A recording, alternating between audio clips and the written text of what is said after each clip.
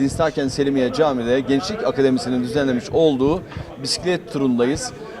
Ve bu bisiklet turunda özellikle gençlerin bu konuda motive olması, birlik ve beraberlik içerisinde bir faaliyet göstermesi, bir araya gelmeleri, tanışmaları ve kaynaşmaları içinde güzel bir etkinlik yapılıyor.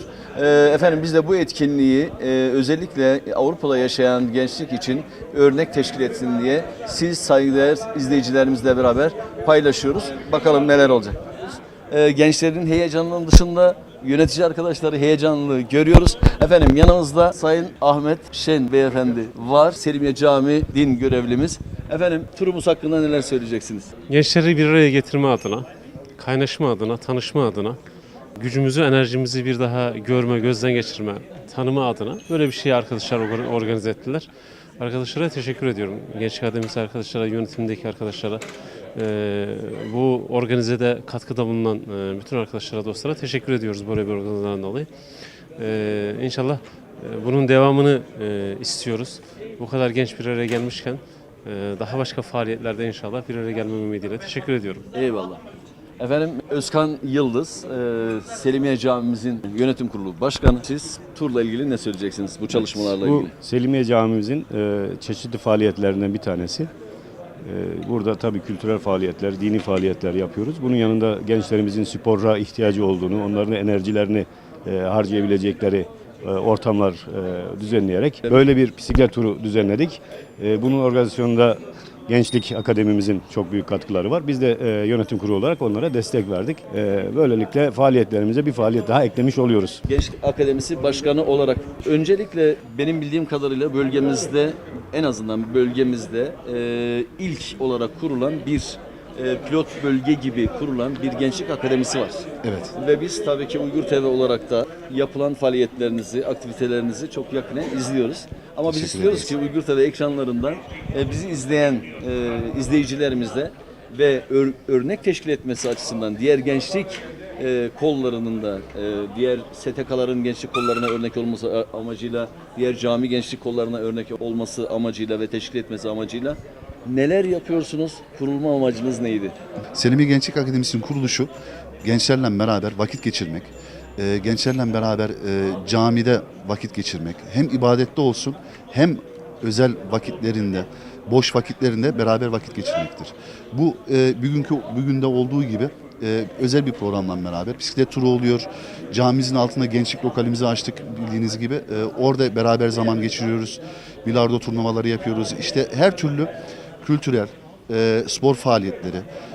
Bunun haricinde tabii ki Sayın Hocamızın, yönetimimizin de desteğinden beraber dini programlar da oluyor. İşte hadis yarışmalarımız vardı. Oraya gençlerimiz katıldı. Yani bunları bütün toparlamak gerekirse gençlerimizle beraber iç içe olup geleceğin cemaatini, geleceğin Müslümanlığını inşa edip örnek bir gençlik Almanya'da inşa etmek istiyoruz inşallah. Eyvallah. Tabii ki bu sosyal faaliyetler içerisinde siz yalnız değilsiniz. Cami yönetimi yalnız değil. Hocamız yalnız değil. Burada gerçekten elini taşın altına koyan, samimiyetle bu işe sahiplenen bir kardeşimiz daha var. Ali Temel. Evet, sizi şöyle alayım. Evet. Neler söylemek istersin akademinin çalışmalarıyla ilgili? Şöyle karşılık vereyim. Gençlik çok önemli bir şey. Herkes gibi, herkesin evladı var, çoluk çocuğu var. İster tabii ki ana baba evladımız güzel Türk edebiyatıyla, Türk kültürüyle ve buna destekleyen İslam ibadetimizle yani tohumuyla güzel bir gençlik yaşamalarını. Çünkü isteriz ki bir Türk insanı Müslüman, ahlaklı, Kur'an-ı Kerim'e sahip olan, Allah'ından korkan, peygamberini sayan bu kişiyi yetiştirirsen modern Almanya'da kültürünle birlikte bu insan daha sonra istediği yerde çok güzel işler yapabilir. Çünkü tohumu imana bağlı, ibadete bağlı. Eyvallah. O yüzden bunu ben çok kendim önemsediğim için, çocuklarımla önemsediğim için buraya özellikle katılmak istiyorum. Evet. Özellikle aşkla zaten bu işi yapmak istiyorum ki Eyvallah. bu çocuklarımıza, bu gençlerimize bu mesajı verelim. Evet. Yani 18-20 yaşındaki gencin tabii ki okula gidecek ama imanı da sağlam olacak. Organizatör olarak bugün bu aktivitenin, faaliyetin organizatörü durumundasınız. Organize hakkında neler söyleyeceksiniz? Organize hakkında söyleyeceğimiz şunlardır. Yani gençliğimiz için bir faaliyet yapmak istedik. Aklımıza bisiklet turu geldi. Bu bisiklet turuna da birkaç anlam vermek istedik. Yani gençliğin bir araya gelmesi elbette çok önemli. Anlam olarak da şunu göz önüne aldık. Komşu Mölln dediğimiz cemaatimizin yeni yaptığı camiyi de ziyaret edeceğiz. Boş boş gezmeyeceğiz. Gençliğimizi bir araya getirip camimizi ziyaret edip ziyaretimizden sonra son noktamızı Dinsaken Lobert'e koyacağız. Orada gençlikle sohbet edeceğiz, yakar top oynayacağız, voleybol oynayacağız. Güzel bir havamız var. Allah'ımıza şükürler olsun. Meteoroloji tam tersini gösteriyordu ama dün akşam boyuna dua ettik. Rabbim de bize yüzümüzü güldürdü. Siz de bisiklet sürecek misiniz yoksa arabayla mı takip edeceksiniz? Bisiklet sürmek istiyordum. Maalesef gencimizin bir tanesinin bisiklet olmadığı için kendi bisikletimi ona emanet ettim. Evet. Ben ama arabamla belirli noktalara kadar çocukların yanına gideceğim, uğrayacağım. Sahiplenebilmek için. Zaten gördüğünüz gibi yeterli görevlilerimiz de var. Destek veren bütün arkadaşlara teşekkür ediyorum. Sağ olun. Efendim böyle güzel bir aktiviteyi örnek teşkil etsin diye sizlerle beraber paylaşıyoruz. Zil seslerini duyuyorsunuz. Bu aslında kendileri için değil bizim için. Bizi izlemeye devam edin. Bakalım bugün neler olacak.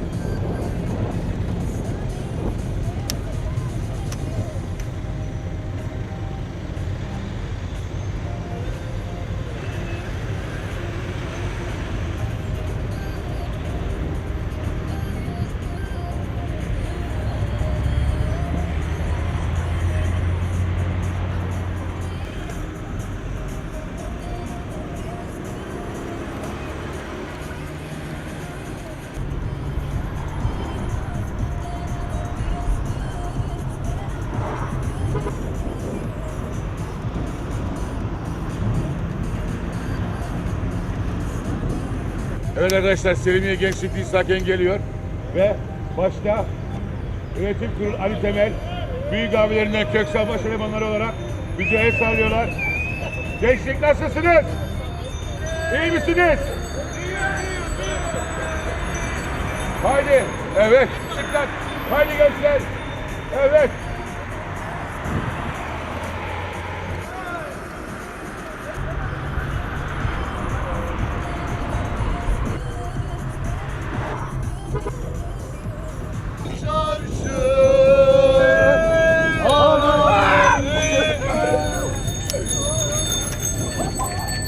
Bunlar yorulmak bilmiyor. Bunlar hevesli bu gençler.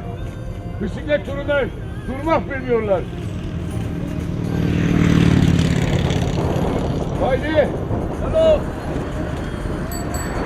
Gördüğüme göre hepsinin morali iyi. Kondisyonları da yerinde. Hepsi sporcu canım. Gençlik el ele.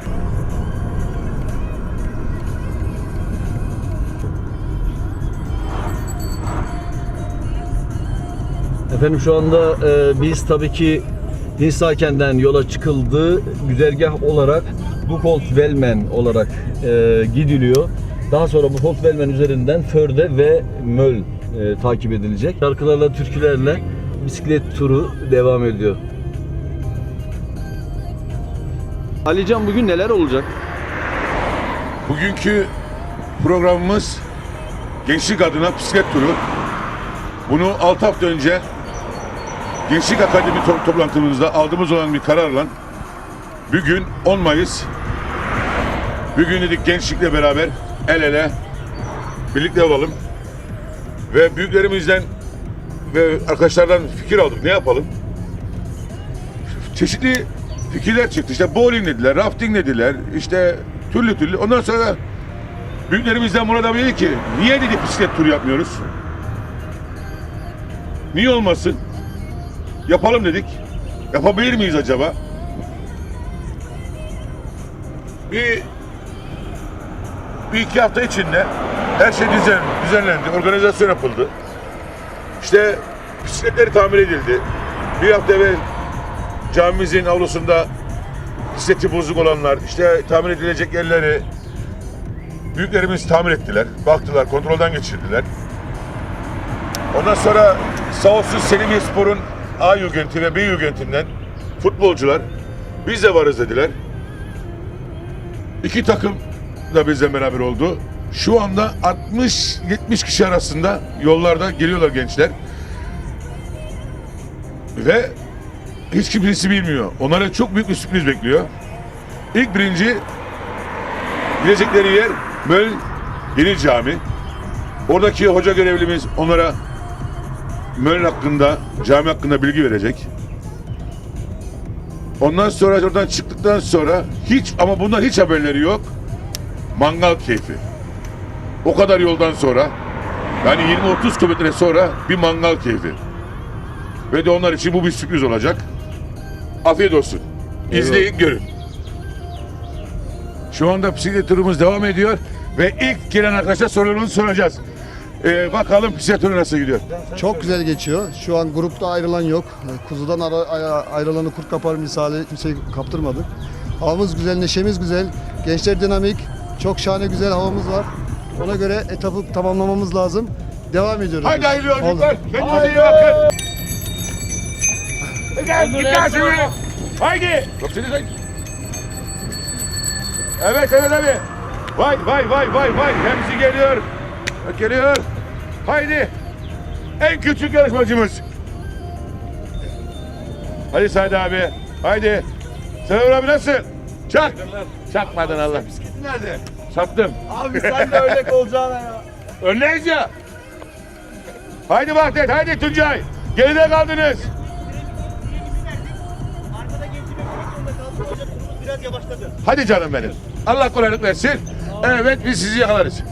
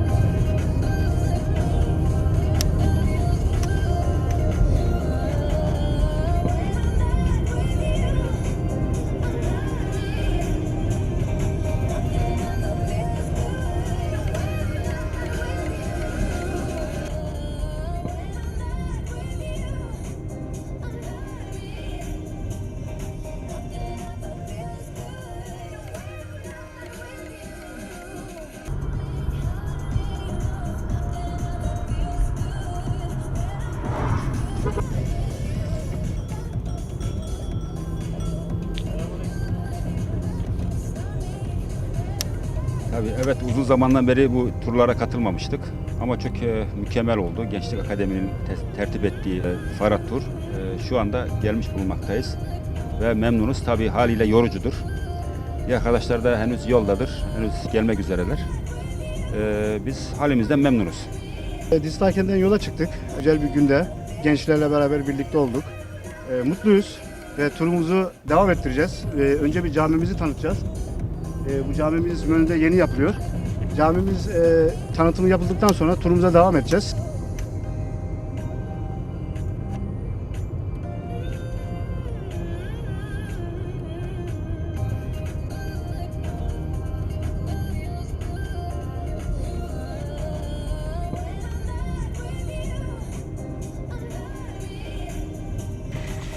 Evet efendim, şu anda bisiklet turunun ilk durağı olan Möln Yeşil Cami'ye ulaşmış durumda bisiklet turu kafilesi.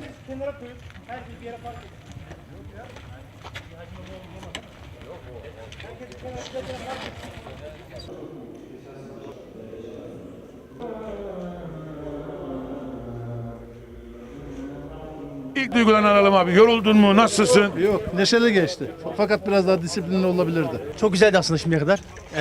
Verdiğimiz 2-3 freden ziyade çok güzel geçti.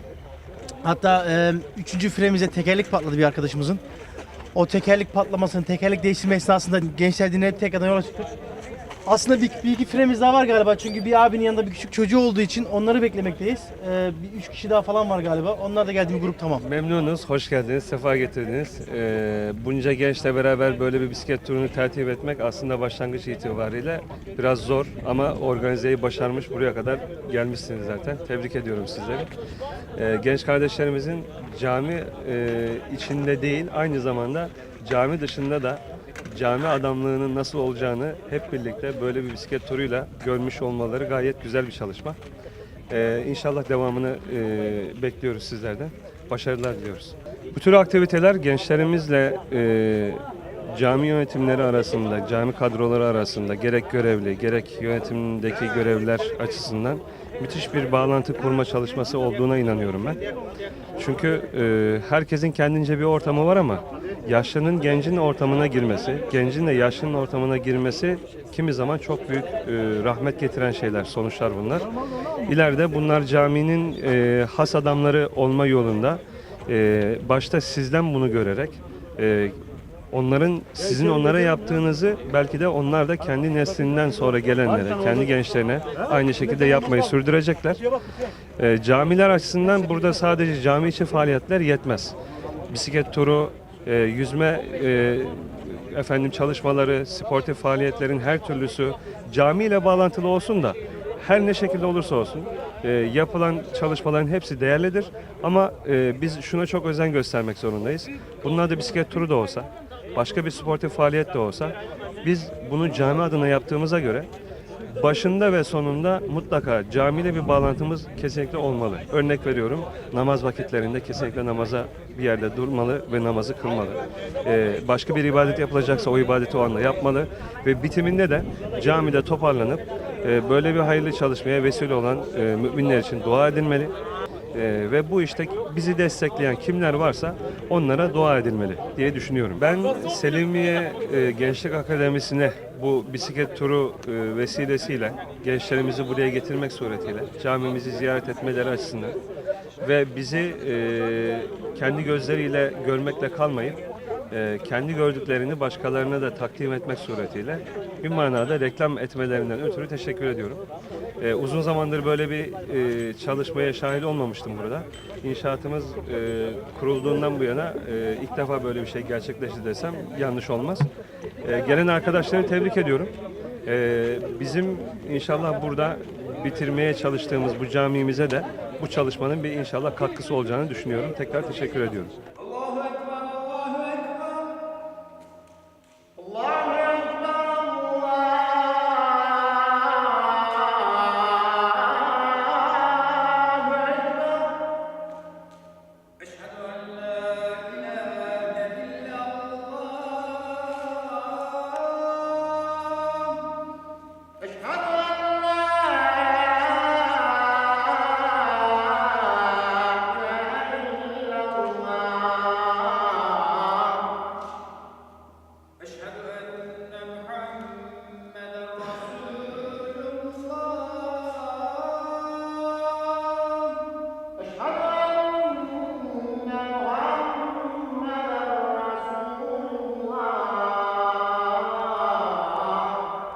Su sistemlerinin anlaşması yapılmak üzere. Hanım kollarımız çok aktif çalışıyor.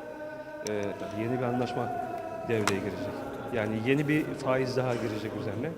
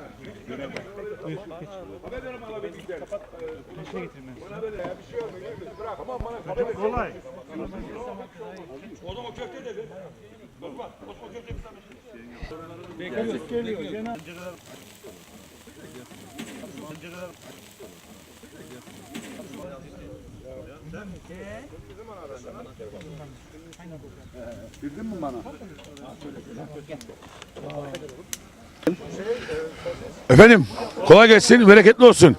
Sağ ol, teşekkürler. Nasıl gidiyor? Çok güzel. Gençler bisiklet turu yaptılar. Diyecek bir şey yok. Görevimizi yapıyoruz gençleri eğlendirmek için. Burak kardeş sen ne diyorsun? Ben her şey yolunda, güzel gidiyor. Güzel eğleniyoruz.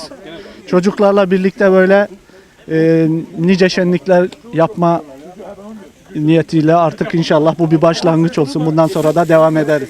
Nasıl gidiyor abi? Abim şu anda stres içindeyiz. Hele gelen arkadaşların en azından karnlarını doyurmak için çabalıyoruz şurada. Sıcakta yanıyoruz yani. Kolay Herkese gelsin abi. afiyet olsun. Kolay gelsin. Abi sen ne diyorsun? Gençlerimiz yapıyoruz. Yani hepsi onun için camiye alışkın olsunlar diye, camimize ısınsınlar diye yapıyoruz bunu. Allah razı olsun abi. Kolay gelsin. Gürbüz abi. Buyur abiciğim. Hacım benim. Anlat abi. Bugünkü işin ne? Ağam bugün herkesten Allah razı olsun. Bu işi başarandan da bu işi yapanlardan Allah razı olsun. Çok güzel bir yönetim şeyi oldu. Gençlere böyle güzel bir örnek oldu. Her şey çok dörtlü güzel gidiyor. Bisiklet turunun başını ben çöküyordum. Çok acıktım. Onun için şu an köftemi yiyorum. Herkesten Allah razı olsun. Çok güzel bir tur oldu. Devamı inşallah gelir. Vallahi abi çok güzel bir faaliyet oldu. Böyle faaliyetleri inşallah Ramazan'dan sonra da kermes vesilesiyle olsun. Ne bileyim 9. 10. ayda bazı başka faaliyetlerimiz var. İnşallah böyle güzel bir şenlikte havada tabii Allah'ın izniyle güzel olursa daha çok böyle şeyler yapmak istediğimiz için Allah yardımcımız olsun. Önemli gündü. Beraberlik oldu, birlik ve şu an bayağı bir aç karnılıkla yemekleri getiriyoruz. Bir yandan yardım, bir yandan Allah razı olsun herkesten. Ellerinize sağlık hepinizin. Sağ ol sizden Allah razı olsun.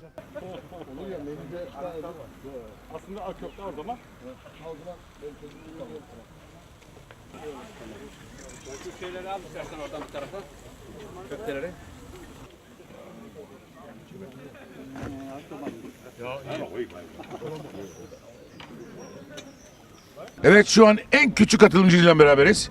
Ve bugün abilerinden tura çıktı. Söyle bakalım ne diyeceksin bugünkü tur için?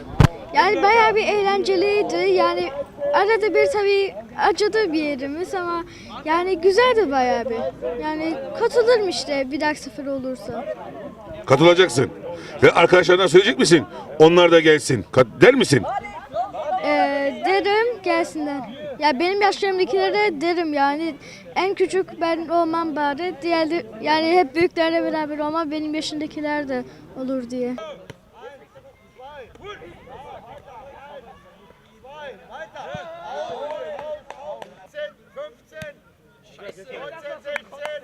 O kadar oldu mu ya? Lan sıfırdı ya. Matchball. Matchball mı? Matchball.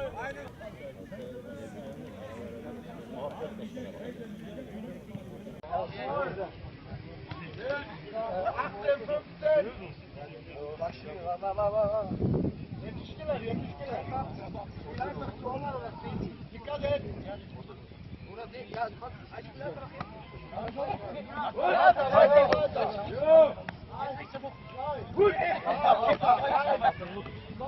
Öncelikle hocama teşekkür ediyorum. Bizi burada daha doğrusu evimiz diyebileceğimiz burada komşu camimizi bizi ağırladığından dolayı teşekkür ediyoruz. Biz Selimiye Gençlik Akademisi olarak da bu turumuz içerisinde burayı bir istasyon, bir ziyaret noktası olarak düşündük. Bunu düşünmekteki maksadımız da hem öğrencilerimizin camiyi tanıması, hem öğrencilerimizin komşu camiyi, Dingöl ve camisiyle tanışması, hem de burada bir inşaatın, bir çalışmanın var olduğu ve bunun çok zor şartların altında ilerlediğini görmeleri ve bu açıdan toplumda, cemaat arasında bir farkındalık yaratma maksadıyla biz buraya geldik. Hem hocamızı ziyaret, hem hocamızla tanışma, hem camiler arasında kalp gönül birliğini sağlama. Mesela bir sonraki turda Salih Hocam'ın Mülün Yeşil Camii'nin gençleriyle beraber bir çalışma, bir bisiklet turu ve ortak başka bir faaliyete de kapı açacağını düşündüğümüzden dolayı böyle bir çalışma yaptık. Hocamıza teşekkür ediyoruz bizi burada nezaketle ağırladığından dolayı, bize ev sahipliği yaptığından dolayı. Umarım kalbimizden, gönlümüzden geçirdiğimiz niyetimize Rabbim bizleri eriştirir diyorum. Ahir kelam olarak, son söz olarak şunu söyleyebiliriz. Bu bisiklet turunu organize eden Selimiye Gençlik Akademisi, başta olmak üzere Selimiye Camii yönetimi, cemaatimiz, katkıda sunanlar, hususen bu çalışmayı kamuya duyurulması hususunda bizlere yardımcı olan Uygur TV ve hocamıza ev sahipliğinden dolayı teşekkür ediyoruz. Sağ olun, var olun diyorum. Uygur TV'ye teşekkürler.